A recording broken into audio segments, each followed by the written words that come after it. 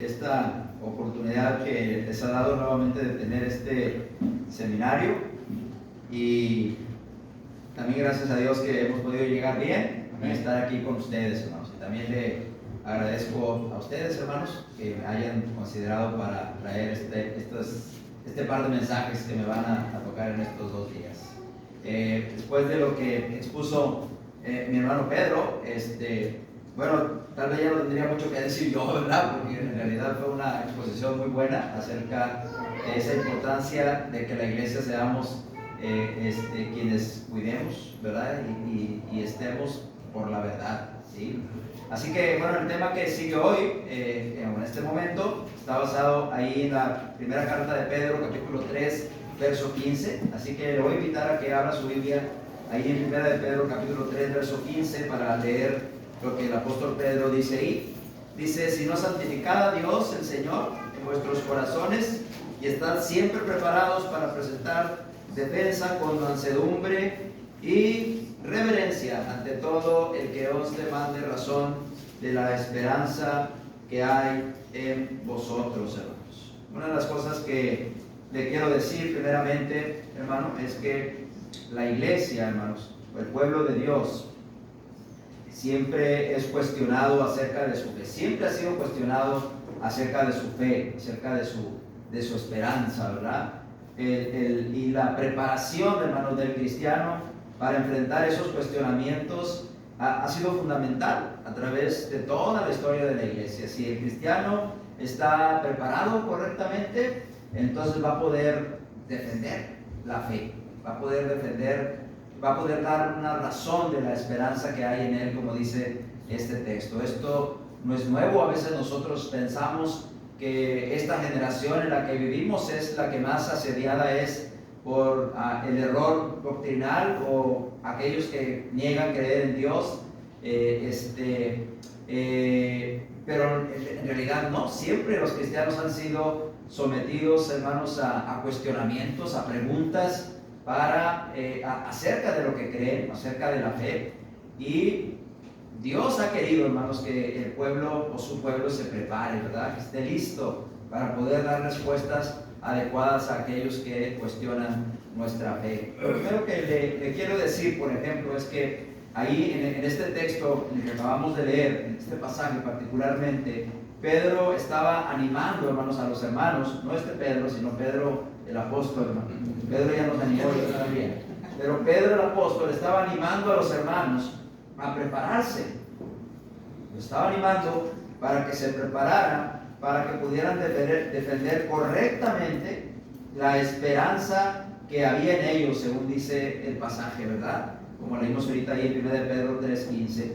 Estos cristianos, hermanos, estaban bajo el ataque, estaban bajo el fuego de la persecución, especialmente la persecución que se dio en la iglesia en el tiempo de Nerón, ¿sí? Y aunque algunos han dicho que la persecución de Nerón fue una persecución local, solamente en Roma, contra los cristianos o contra todo aquel que descendiera del judaísmo, y para este tiempo, según lo cuentan los historiadores antiguos como Tácito, para ellos el cristianismo y el judaísmo era una misma cosa, procedían de un mismo tronco. De hecho, se dice que Tito pensaba en sí mismo, Tácito lo dice en su obra, que había que derribar el templo. Él había pensado no derribar el templo porque era una cosa hermosa, ¿verdad? Y los romanos querían ser considerados también como buenas personas, pero dijo: si derrumbo el templo, derrumbo el judaísmo y derrumbo el cristianismo también. Pues pobre Tito, ¿verdad? Porque ya creo que ya ni cenizas quedan de él, hermanos. Y nosotros aquí todavía estamos de pie por Cristo, ¿verdad? Entonces, pero esto lo digo, hermanos, para que veamos cómo, hermanos, la iglesia estaba siendo atacada en ese tiempo por, hermanos, estas cuestiones de la persecución bajo el liderazgo de Nerón, ¿verdad? Luego, la cuestión de la destrucción del templo vino posterior al tiempo de Nerón, en el tiempo del año de los 4 emperadores, el año 69, y luego ya entra Vespasiano, y luego ya el templo es destruido en Jerusalén y se acaba todo aquello del judaísmo, pero no el cristianismo, ¿sí? Entonces, la persecución que ellos sufrían bajo Nerón, hermanos, no solamente fue en Roma, sino que se extendió a las provincias. Y la primera carta de Pedro, hermanos, fue escrita en ese contexto, en la persecución que la iglesia estaba sufriendo por causa de la persecución bajo Nerón. Por eso el tema principal de la primera carta de Pedro es el sufrimiento. ¿Sí? Es el sufrimiento causado por la persecución. Y en este capítulo 3 hay varias cosas interesantes, hermanos, que se mencionan, como por ejemplo cuando leemos en el verso 14, dice: si alguna cosa padecen por causa de la justicia, bienaventurados son. Por tanto, no se amedrenten no os amedrentéis por temor de ellos, ni os conturbéis. Pero miren también en el capítulo 3, verso 9, dice: no devolviendo mal por mal, ni maldición por maldición, sino por el contrario, bendiciendo, sabiendo que fuisteis llamados para que heredaseis bendición. ¿Qué era, hermanos, lo que Pedro quería evitar? Pedro quería evitar, hermanos, que los cristianos, cuando fueran acusados de ser cristianos, cuando fueran perseguidos, ellos se vieran tentados a pagar de la misma manera a aquellos que los perseguían.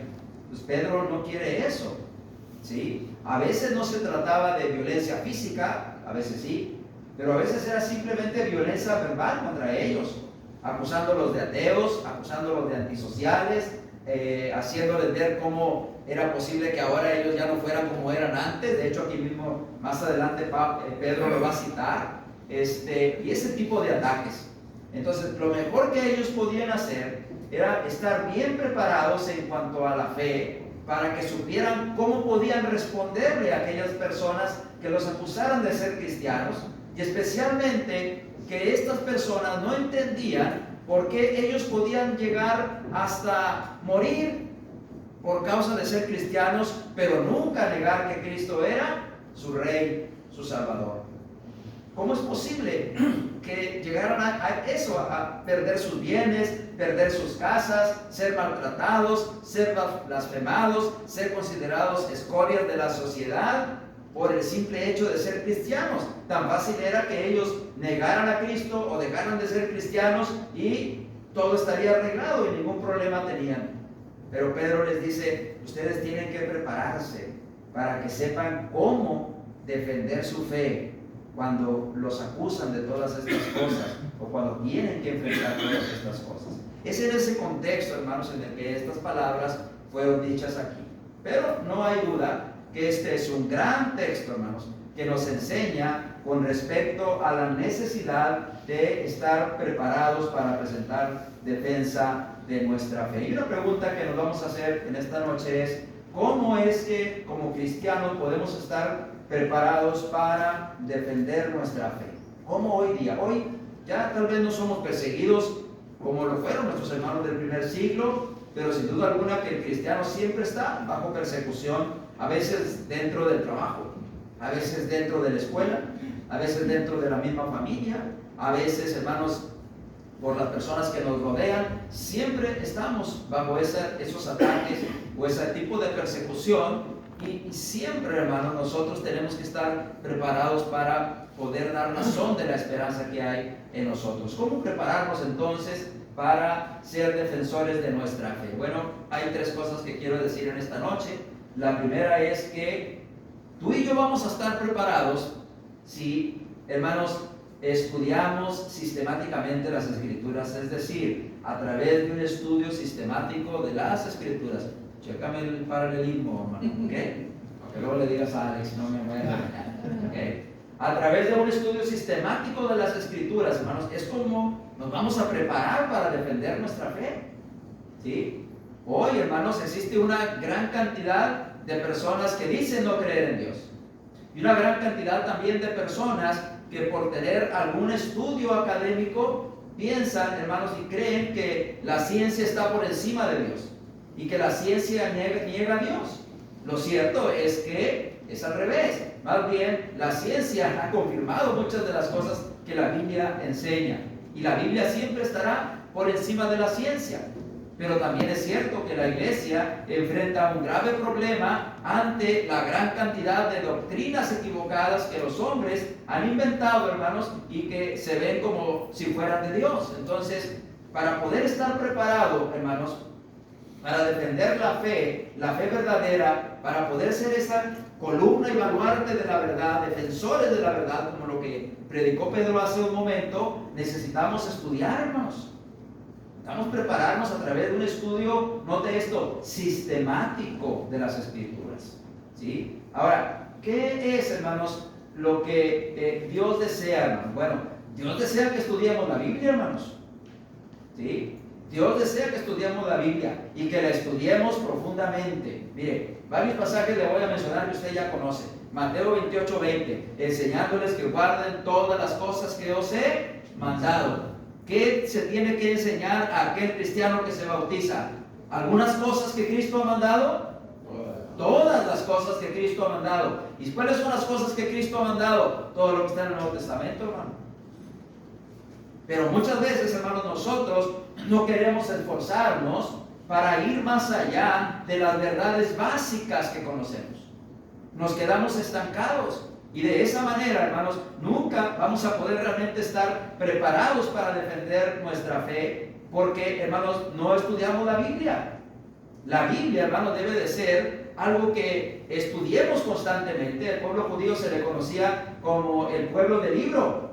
Bueno, la iglesia ahora es el pueblo de Dios, y a nosotros se nos debería de conocer también como el pueblo del libro, el pueblo que a través de la Biblia encuentra todos los principios, todas las reglas, todas las guías para tomar buenas decisiones en la vida, en todo sentido. Así que por eso es que el Señor mandó que aprendiéramos todas las cosas que Él había enseñado, no solamente una parte. Cuando recordamos las palabras de Jesús en Juan 5:39, dichas tal vez de manera sarcástica para aquellos que estaban platicando con Él, pero es una gran verdad la que el Señor dijo allí, incidentalmente, tal vez con otro propósito, pero Él dijo que deberíamos de escudriñar las Escrituras, que una persona tiene que escudriñar las Escrituras porque ellas son las que dan testimonio de Él. En ese pasaje de Juan 5:39, Jesús se refería a las Escrituras antiguotestamentarias y le estaba hablando a los fariseos que no querían creer en Él. Y Jesús les dice, bueno, pues ustedes conocen las Escrituras, ¿no? Escudriñenlas, ellas son las que dan testimonio de mí. Bueno, tal vez a nosotros, si tuviéramos una plática con Jesús, nos dijera también lo mismo. Debemos escudriñar las Escrituras, ya no solamente las Escrituras antiguotestamentarias, sino las Escrituras del Nuevo Testamento, porque ellas son las que dan testimonio de la obra que Él hizo por nosotros. Y ahí están los mandamientos, las reglas, todo lo que nosotros tenemos que hacer, hermanos, para hacer lo correcto delante de Dios. Cristo mandó que escudriñásemos las Escrituras. Ahora, mira, ¿cuántos de nosotros somos como el salmista? Como lo dice en el libro de los Salmos, fíjate, ve ahí al Salmo 1, verso 2.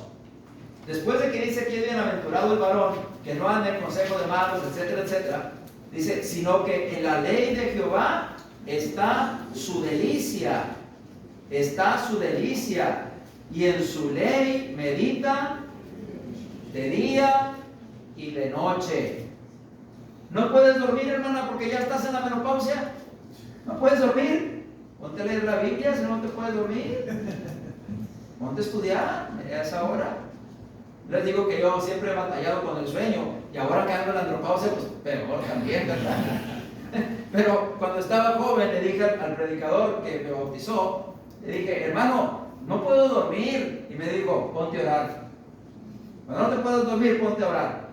Y verás que te va a dar sueño, ¿verdad? Porque muchos cuando oran se duermen, ¿verdad? Él me lo decía en broma, pero la verdad es que yo sí batallaba para poder dormir. Pero desde ese entonces he tratado de que cuando no puedo dormir, ponerme a orar, ¿sí? Entonces, hermanos, el salmista tenía este sentimiento con respecto a la ley. No solamente decía que era una delicia poder escudriñar la Escritura, sino que también, hermanos, meditaba en ella de día y de noche. No quiere decir que no hacía otras cosas, sino que era un estudio constante, una meditación permanente sobre la Escritura, la que este hombre describe, lo que hacía este hombre que es descrito por el salmista aquí. ¿Sí? ¿Cuántos de nosotros, hermanos, acostumbramos eso? Mire, también en 1 de Pedro, capítulo 2, verso 1, un pasaje que también conocemos: desead como niños recién nacidos. Después de que desechamos todo lo malo, hay que desear como niños recién nacidos la leche espiritual no adulterada, para que por ella crezcáis, dice, para salvación. 1 de Pedro capítulo 2, verso 1 y verso 2. ¿Sí? Llama la atención, hermano, esto, que en ese pasaje Pedro dice primero, hermano, que debemos desechar todo lo malo. Todo lo malo. Y a veces sí, uno como cristiano ha desechado todo lo malo. Pero no se trata solamente de desechar lo malo, ahora hay que, hermanos, hacer que entre en nosotros lo bueno. Tenemos que alimentarnos. Y la analogía que hace Pedro aquí tiene que ver con el deseo que deberíamos de tener nosotros de, hermanos, estudiar las Escrituras. Así como un niño recién nacido pide su leche, así también nosotros deberíamos de llorar por ese alimento espiritual no adulterado, que es la palabra de Dios, para que por ese alimento podamos crecer. ¿Cuál es el propósito entonces de que haya ese deseo en nosotros, como el de un niño que pide su alimento por la palabra de Dios? Bueno, que a través de eso podamos crecer. Podamos crecer en el conocimiento de la palabra de Dios, podamos crecer en todo aquello que Dios pide de nosotros. Pero mire, estudiar sistemáticamente la Biblia es lo que hemos dicho aquí. Primero, ya sabemos que entonces Dios desea que nosotros, hermanos, estudiemos la Biblia, hermanos, y la aprendamos. Pero también, hermanos, para lograr esto de, hermanos, estudiar las Escrituras profundamente y estar preparados para defender nuestra fe, decíamos, esto es a través de un estudio sistemático de las Escrituras. ¿Y qué significa, hermanos, estudiar sistemáticamente las Escrituras, hermanos? Bueno, sistemáticamente significa que tenemos que hacerlo con orden, que tenemos que tener un método, que tenemos que buscar una manera, una forma, ¿sí? De tal manera, hermanos, que haya una regularidad, que haya un orden, que haya una organización en la manera en la que estamos leyendo. No se trata de, bueno, ya me voy a dormir y agarro la Biblia y allí donde la abra, ahí leo. ¿Sí? No se trata de eso. Cuando uno estudia la Biblia sistemáticamente, hermanos, tiene uno que entender que hay varias cosas que tiene que hacer. Y la primera de ellas es que tiene que haber oración y preparación espiritual. ¿Sí? Uno puede leer la Biblia, hermanos, pero no tener interés espiritual en ella. ¿Sí? Realmente solamente leerla para conocer lo que ahí dice y nada más. Pero no hay una necesidad espiritual de ello. No hay una preparación espiritual para estudiar la Biblia. ¿Sí? A veces las personas nos preguntamos, ¿cómo es posible que haya personas tan preparadas, eruditos, que conocen las Escrituras, que conocen muchísimo más que nosotros de las Escrituras, pero no son miembros de la iglesia del Señor? ¿Por qué? Bueno, porque la manera como se aproximan a la Biblia no es con un espíritu adecuado. No son espirituales, solamente quieren tener el conocimiento y nada más. Pero para estudiar sistemáticamente la Biblia se requiere esa preparación espiritual, el deseo espiritual, el deseo en el corazón de realmente querer aprender lo que Dios enseña. Y hermanos, la oración es fundamental, porque a través de ella, hermanos, nosotros vamos a pedirle a Dios que nos dé discernimiento, nos ayude a tener discernimiento. Nada va a ocurrir milagrosamente. ¿Okay? Nada va a ocurrir milagrosamente, pero si nosotros oramos a Dios, hermano, Dios nos puede ayudar a través de su providencia, a través de la manera que Él quiera hacerlo, para que nosotros podamos, hermanos, aprender realmente las Escrituras. Así que yo les digo a los muchachos en la escuela que uno debería de orar cuando uno se sienta a hacer el sermón. Uno debería de orar durante el tiempo que está haciendo el sermón. Uno debería de orar cuando termina de hacer el sermón. Uno debería de orar el domingo en la mañana antes de que te levantes de tu banca para predicar el sermón. Y uno debería de orar después de que termina de predicar el sermón, para que ese sermón haya sido primero para la gloria y honra de Dios y haya sido para edificación de la iglesia. Y si es un sermón evangelístico, para que haya tocado el corazón de las personas que todavía no conocen al Señor. Necesita oración. Necesitamos orar. No es solamente aprender y aprender por aprender. Debe de haber entonces oración y preparación espiritual. Pero también debemos de elegir, hermanos, un plan de estudio, hermanos. Un plan de estudio. Un método, un sistema. ¿Sí? Bueno, ¿de cuántas maneras podemos estudiar la Biblia? ¿Qué le parece si pensamos en estudiarla cronológicamente? ¿Sí? Cronológicamente, hermanos. ¿Qué pasó primero? ¿Qué pasó después? De repente es increíble, pero le puedes preguntar a una persona que puede tener muchos años en la iglesia, a ver quién fue primero, Noé o Abraham. Y a veces no saben. ¿Sí? ¿Quién fue primero, Eliseo o Elías? ¿Ok? ¿Quién fue primero, Elías o Ahías? Ahí ya sí le van a pensar, ¿verdad? ¿Sí? ¿Quién fue primero? ¿Quién fue el primer profeta? ¿Quién fue el primer profeta? No. Abraham. ¿Abraham? ¿Que acaso los egipcios no dijeron que era profeta? ¿Sí? Bueno, estudia la Biblia y llegas a ese punto. Hay que estudiarla a veces cronológicamente. Uno puede estudiar la Biblia cronológicamente para saber, hermanos, qué cosas sucedieron primero y cuáles después. Ese es un buen método de estudio. De manera personal te digo que a mí siempre me gustó estudiar la Biblia así, cronológicamente, porque yo no entendía qué cosas habían sucedido primero y qué cosas después. Así que tenía que estudiarla de esa manera. Pero también puede decidir uno estudiar la Biblia por temas. ¿Hay algún tema que te interesa? Bueno, saca todo lo que la Biblia dice sobre ese tema. ¿Quieres estudiar acerca de la deidad?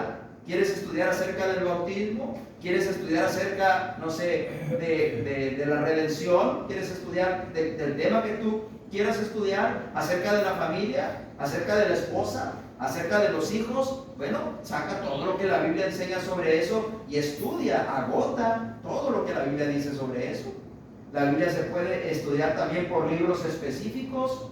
Agarra un libro y estúdialo, léelo, pero no solamente lo leas de corridito, sino que medita cada palabra, trata de entender cada palabra. ¿Viste qué bonito sacó aquí el Peter ahorita todas las palabras y hasta en el griego y todo eso? Y como él dijo, no nos vamos a aprender el griego, ni quiero, ni nunca lo voy a hacer, ¿verdad? Pero cuando menos se ve bonito allí, ¿verdad? Pero con entender las palabras, hermano, meditar en ellas para saber qué Dios nos quiso decir, eso es meditar en la palabra. ¿Cuál es el mensaje que realmente Dios quiso darnos? Bueno, estudiar los libros de manera específica. También podemos hacer un estudio expositivo de algunos pasajes que nos interesan. Hay muchas maneras, pudiéramos preguntar aquí y seguramente saldrían muchas otras ideas acerca de cómo estudiar la Biblia, pero estúdiela sistemáticamente. No la abra solamente en un lugar y allí empiece, ¿no? No, trate de hacerlo así. A través de un sistema, un orden, una organización, un método que le ayude a usted a poder comprender lo que la Escritura dice. Estudiar sistemáticamente la Biblia entonces requiere de oración, preparación espiritual, elegir un plan de estudio, establecer un horario regular. Tiempo es lo que menos tenemos en estos tiempos, valiendo la redundancia, ¿verdad? Tiempo es lo que menos tenemos en estos tiempos. ¿Sí? ¿A qué hora se va a trabajar? ¿A qué hora regresa? ¿A qué horas come? A veces no tenemos tiempo para nada, ¿verdad? Pero si usted es un hijo o una hija de Dios, sin duda alguna que puede determinar, puede dejar un espacio de tiempo en su agenda, tal vez no diario, pero tal vez cada tercer día, o 2 veces a la semana, o 3 veces a la semana, no sé, pero un horario establecido que sea regular. Ya sabe que los sábados, de las que no trabajan, de las 8 de la mañana a las 11 de la mañana va a estudiar. Y ese es el horario que va a usar para eso. ¿Sí? Los predicadores tenemos que aprender a administrar nuestro tiempo. Y los primeros que tenemos un horario regular para estudiar somos nosotros. Porque sabemos que hay muchas cosas que hacer. Entonces yo ya sé que qué tiempo es el que puedo usar para preparar mis sermones. Pero usted que no se dedica a la predicación, bueno, ¿en qué espacio de su agenda puede acomodar unas horas para el estudio sistemático de las Escrituras? Pero ahorita dedicarle tiempo y especialmente hacer que ese horario sea regular. Es decir, que sea siempre ese horario, para que así usted se acostumbre a que ese día, a esa hora, usted no va a hacer nada más que dedicarlo a estudiar la Escritura. ¿Sí? También, hermanos, un estudio sistemático requiere tomar notas. Lo que decía Pedro, ¿verdad? Tomar notas aquí nos ayuda a comprender. ¿Sí? Yo estoy plenamente convencido de eso. Hoy los jóvenes ya no quieren escribir, ¿verdad? ¿Qué traen? Su tablet, su iPad, en el celular, la laptop, etc. ¿Sí? Y ahí toman sus notas. Usted va a las universidades y ya los muchachos no están ahí escribiendo en libretas como escribíamos nosotros. No, están con su laptop y etc. Pero, le voy a decir una cosa, no aprendes igual si escribes así a que si escribes con tu puño y con tu letra. Porque eso es científicamente comprobable que es parte del proceso cognitivo. ¿Sí? Escribir nos ayuda, como dijo Pedro ahorita, a poder recordar o asimilar las ideas. Por eso, toma notas de lo que vas estudiando. Toma notas y guarda esas notas. A veces, no sé si a Pedro le tocó cuando fue mi alumno, que les enseñaba algunos bosquejos que hice hacía 20 años, 20 y tantos años. Ahí los tengo guardados, hermano. Me avergüenzo de ellos porque están bien mal hechos, hermano, ¿verdad? Pero para eso me daba, nada más, no me daba para más, ¿sí? Pero ahí están. ¿Por qué? Porque me acostumbré a tomar notas. Porque a través de tomar notas es como uno aprende, ¿sí? A través de eso. Entonces, un estudio sistemático requiere también acostumbrarnos a escribir, hermanos, a tomar notas, hermanos. También, fíjese, el estudio sistemático también siempre tenemos que considerar los contextos, ¿verdad? No voy a hablar mucho de esto porque ahorita Pedro lo mencionó, pero podemos hablar del contexto inmediato, del contexto lejano, del contexto del libro, el contexto histórico y cultural, el contexto geográfico, el contexto general de la Biblia completa, todo lo que está alrededor de quién era el que estaba hablando allí y a quién se le estaba hablando allí, para poder comprender mejor esas verdades que Dios nos quiere enseñar. Por ejemplo, ¿cuántas veces usted en la mañana no se ha levantado y tiene muchas cosas que hacer en el día y dice, va a estar bien complicado que la haga, pero todo lo puedo en Cristo que me fortalece, ¿verdad? Filipenses 4:13 y hasta queda en rima, ¿verdad? ¿Verdad? ¿Tú crees que Pablo estaba pensando en que tenía muchas cosas que hacer en el día y que por eso dijo, todo lo puedo en Cristo que me fortalece? No. Lee Filipenses 4 completo para que veas a qué se refiere Pablo allí cuando dice, todo lo puedo en Cristo que me fortalece. Si no consideras el contexto, nunca vas a aprender realmente por qué se dijeron esas palabras, como la exposición tan buena que hizo ahorita Pedro, ¿verdad? Entonces, el contexto es parte, hermano, para considerarlo, es parte de ese estudio sistemático de las Escrituras. Y use herramientas de estudio, esas herramientas que le pueden facilitar la comprensión de las Escrituras, como diccionarios bíblicos, comentarios bíblicos también, mapas bíblicos a veces, concordancias, ¿sí? No sé, todo aquello que pueda haber, hermanos, que nos ayude a entender las palabras. Algo que tenemos que recordar nosotros es que las Escrituras, hermanos, fueron escritas en lenguajes que nosotros no conocemos. Fueron escritas en hebreo y en arameo, el Antiguo Testamento y el Nuevo Testamento en griego. Y fue escrito en un mundo cultural también al que no pertenecemos. Además de la tremenda brecha generacional que hay entre que se terminó de escribir la Biblia hace cerca de 2000 años hasta nuestra fecha. ¿Sí? Sin embargo, hermanos, sí tenemos al alcance de la mano herramientas que nos van a poder ayudar. ¿Cuál era la cultura que ellos tenían? ¿Cuál era el significado de esas palabras que ellos usaron?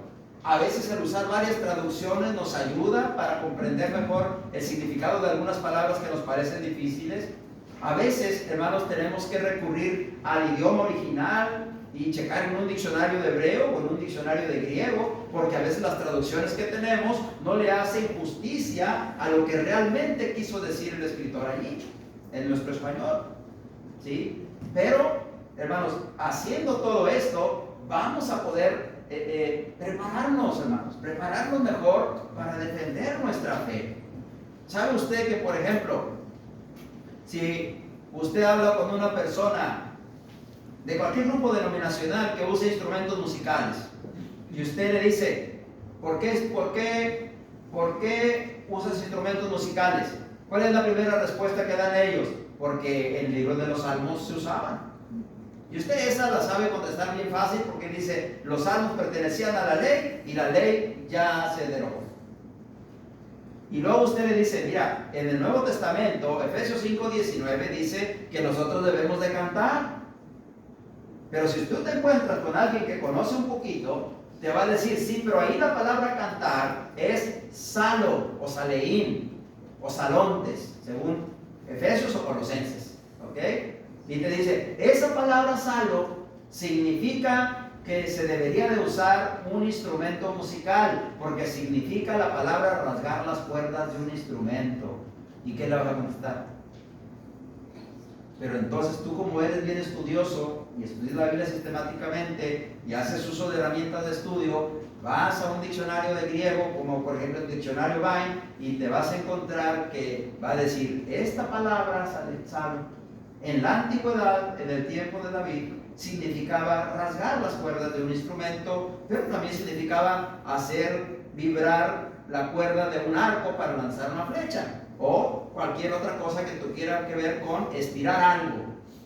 Pero en el Nuevo Testamento, esta palabra significa cantar solamente.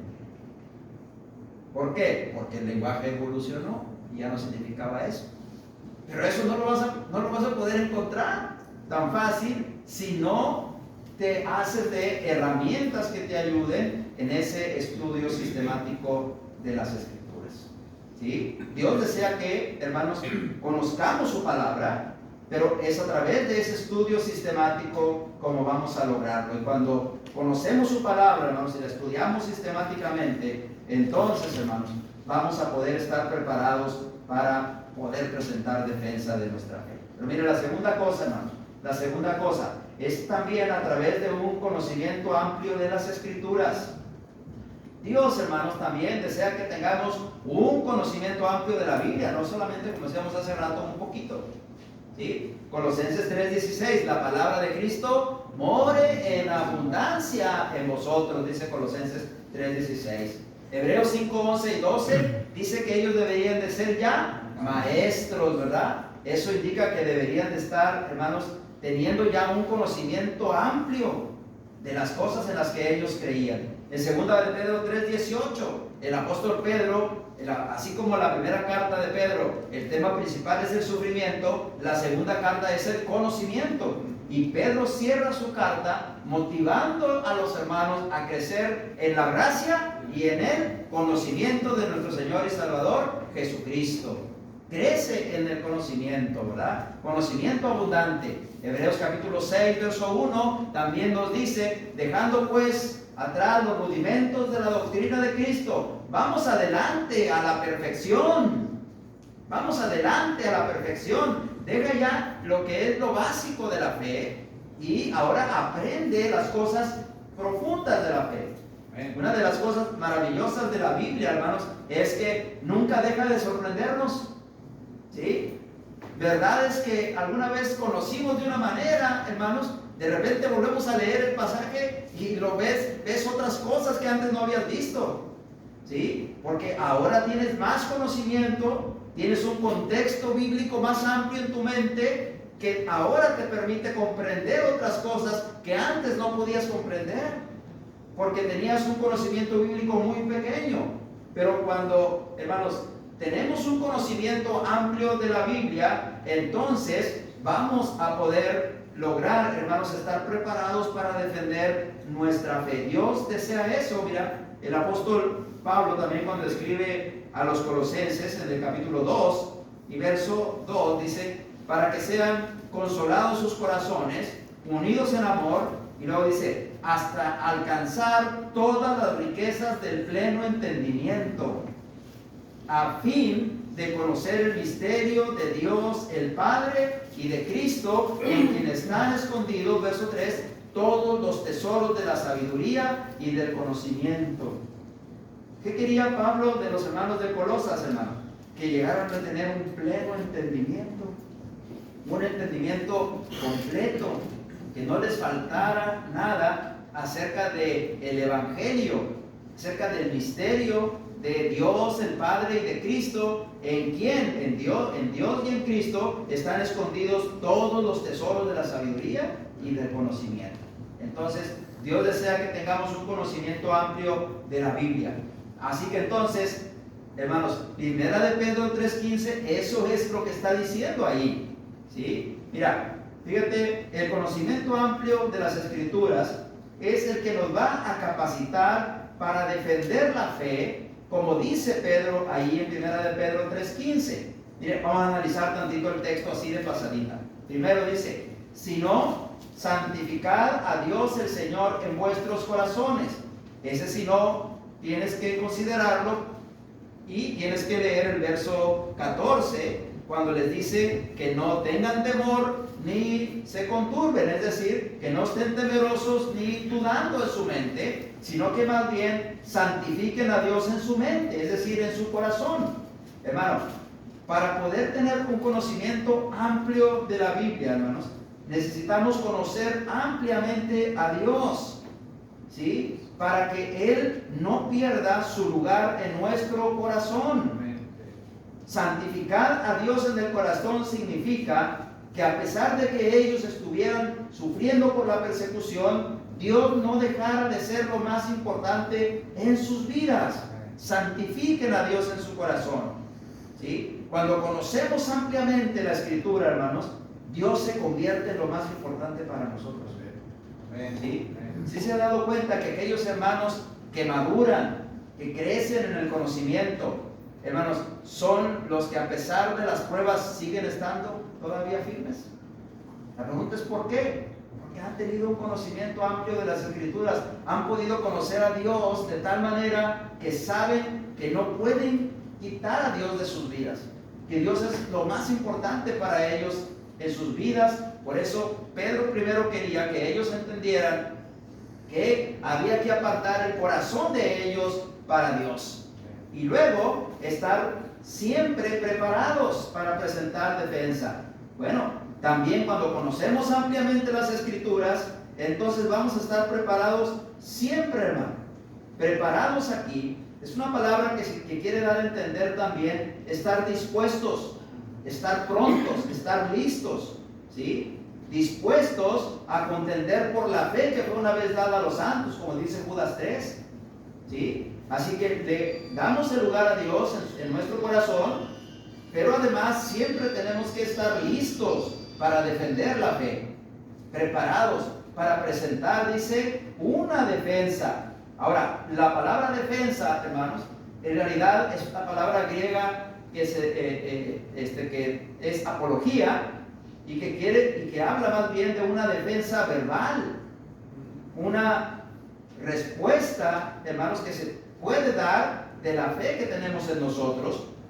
Esto es similar, por ejemplo, a lo que Pablo hizo cuando se defendió ante los judíos, por ejemplo, en Hechos capítulo 22, creo es. También cuando se defendió ante Félix, ante Festo, ante Agripa, etc. Así que, hermanos, Dios desea que nosotros estemos preparados, listos siempre, dispuestos para que podamos hacer una defensa verbal, con palabras, hermanos, con palabras acerca de la fe que hay en nosotros.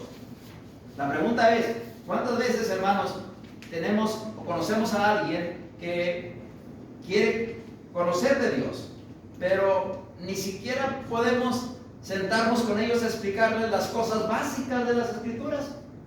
Por eso cuando nos encontramos con alguien que ha estado en algún grupo denominacional y luego queremos enseñarle las verdades bíblicas, no podemos, tenemos que hablarle al hermano Manuel para que él vaya y estudie con esa persona. La pregunta es, ¿y usted por qué no? ¿Sí? Es que no estoy preparado. ¿Qué dice Pedro aquí? Que usted tiene que estar listo para presentar, tiene que tener las palabras adecuadas para saber cómo responder al error doctrinal o al ataque que se esté haciendo a la fe que usted tiene. ¿Sí? Pero también Pedro va a decir aquí cómo hay que hacer esa defensa verbal. Primero, con mansedumbre. Con mansedumbre. Mansedumbre, hermanos, da a entender, primeramente, hermanos, que tenemos que usar palabras adecuadas, que no sean arrogantes, que no sean prepotentes. A veces el error que cometemos es que sabemos un poquito más y entonces pensamos que somos superiores que los demás. Y nuestra manera de hablar, en lugar de ayudar a que una persona se convierta, hace que la persona se aleje, porque hablamos arrogantemente. No defendemos la fe con mansedumbre. ¿Sí? Y reverencia, hermanos, significa con respeto. ¿Sí? Es decir, que usemos palabras respetuosas hacia la persona con la que estamos hablando. Puede ser que la persona no merezca el respeto, pero Dios sí merece respeto. Y Él nos ha mandado que defendamos nuestra fe con mansedumbre y reverencia. Dice, y luego dice, ante todo el que os demande razón de la esperanza que hay en nosotros. Y la palabra razón ahí también es muy interesante porque es la palabra logos, ¿sí? De la que también usamos para hablar de la lógica. La idea de esa palabra aquí es que Pedro quería que además de mansedumbre y reverencia, nosotros, hermanos, podamos dar una respuesta lógica de la esperanza, una explicación lógica, coherente, que pueda convencer a las personas. No porque nosotros somos los que los vamos a convertir, no. El Señor es el que lo va a convertir. El Espíritu Santo es el que convierte, hermanos, a través de la predicación de la palabra, porque el Espíritu Santo es el que el Señor dijo que convencería a las personas ¿de qué? Del pecado, de justicia y de juicio. ¿Sí? El Espíritu Santo lo va a hacer, pero es a través de las palabras que tú uses, de la manera como tú presentes la palabra de Dios. Así que hay que presentarla de una manera lógica. Y se da a entender una explicación, hermanos, o una defensa con lógica que pueda ser comprendida por la persona a la que le estás hablando.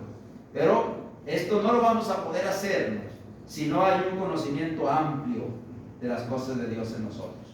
Y la última cosa que te voy a decir es que también se requiere, para poder estar preparados para defender nuestra fe, no solamente, hermanos, es a través de un estudio sistemático de las Escrituras y a través de un conocimiento amplio de las Escrituras, sino también a través de una confianza absoluta en las Escrituras. ¿Sí? Juan 20, 30 y 31. Juan escribió y dijo que hizo muchas otras cosas Jesús, las cuales, muchas otras señales, las cuales no están escritas en este libro. Pero las que se han escrito para que creáis que Jesús es el Cristo, el Hijo de Dios, y para que creyendo tengáis vida en su nombre. ¿Qué es lo que necesitamos, hermano, para convencer a las personas de su error? Hermanos, las Escrituras. Las Escrituras. Pero a veces, hermano, confiamos en otras cosas porque no tenemos una confianza absoluta en las Escrituras, que son ellas las que van a convencer al mundo del error en el que está. Son ellas las que vamos a presentar para defender nuestra fe. Pero a veces, hermano, no tenemos esa confianza absoluta en las Escrituras. Mira, una confianza absoluta en las Escrituras se demuestra primero a través de la obediencia. A través de la obediencia. ¿Sí? Por eso Pedro ahorita hablaba de que una de las maneras en que la iglesia iba a ser columna y baluarte de la verdad era sabiendo cómo conducirse. ¿Sí? Hermano, podemos nosotros, hermanos, saberlo la Biblia completa y podemos dar una explicación muy lógica Pero si la persona no ve en nosotros ese sermón que estamos predicando, no sirve de nada. No sirve de nada. Porque el mejor sermón que uno puede predicar, hermanos, es el sermón que predicamos con nuestra propia vida, con nuestro propio testimonio. Por eso, vamos a demostrar que tenemos una confianza plena en las Escrituras a través de la obediencia hacia ella. Santiago nos dice que no solamente tenemos que ser oidores de la palabra, sino también hacedores de la palabra. Santiago 1:22. Mateo 7:24-27, Jesús está cerrando su sermón del monte y les dice: cualquiera pues que me oye estas palabras y las hace. Oír y hacer. Le compararé un hombre prudente que edificó su casa sobre la roca. Pero cualquiera que me oye estas palabras y no las hace, oír solamente, aprender solamente, pero no obedecer, le compararé a un hombre insensato que edificó su casa sobre la arena y construyó su casa sobre la roca. Cuando sopló el viento, cuando vino la lluvia, cuando descendieron los ríos, la casa no cayó, pero el que construyó la casa sobre la arena, vino el viento, vino la lluvia, descendieron los ríos y la casa cayó. ¿Y por qué? Porque no hay obediencia. En Hechos capítulo 23, verso 1, Pablo dijo: yo con limpia conciencia he vivido delante de todos siempre. ¿Por qué? Porque él sabía que todo lo que él había tratado de hacer en su vida tenía que ver no solamente con conocer a Dios, sino con obedecer a Dios. Aun cuando estaba en el error, él lo hacía porque creía que estaba obedeciendo a Dios. ¿Sí? Primera de Timoteo capítulo 3, el versículo que usaba Pedro también. Pablo le dice a Timoteo que lo dejó allí en Éfeso, hermanos, para que mandase a algunos que no enseñasen diferente doctrina, ¿verdad? Hay que, hermanos, ser obedientes a la palabra. Entonces, no es solamente tener ese conocimiento amplio, ¿sí? Sino también, hermanos, hacer que la Biblia, hermanos, que tengamos una confianza absoluta en ella. Pero esa confianza se demuestra a través de la obediencia, pero también se demuestra a través de que consideremos a la Escritura como la autoridad final. No hay otra autoridad por encima de las Escrituras, porque la Biblia, hermanos, es la autoridad final en asuntos de fe y práctica.